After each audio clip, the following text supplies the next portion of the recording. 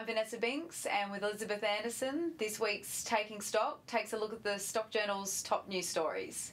This week's edition features our rural agenda on education, which looks into the challenges faced by students living in SA's regional and most isolated communities. But through challenges, we can find champions, and we also take a look at Sejuna's Auntie Joy Reid, who has dedicated 4 decades to providing early learning education to Aboriginal children in remote communities on the far west coast. There has been a big run of rural property sales this year, with records tumbling across the state. In particular, there have been a run of blue ribbon properties, including the Hassard Offering in the mid-north and Eyre Peninsula, Mount Shank in the southeast, and Beltana Station in the Flinders Ranges, among those sold walk-in, walk-out. Low interest rates, high commodity prices and a good season are being suggested as reasons for the boost in interest.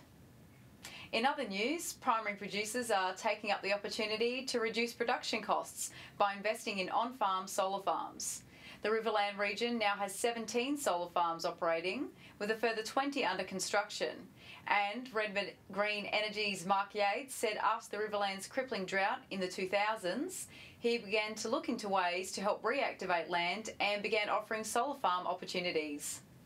After producers lost an estimated $1 million this year due to livestock theft, Australian Conservatives MLC Rob Brokenshire is calling for the establishment of a dedicated stock squad. Freedom of Information showed in the past 7 years, only 6 of the people charged with stock theft served time, and 2 others had a conviction recorded but walked away from court, one with a fine and the other without.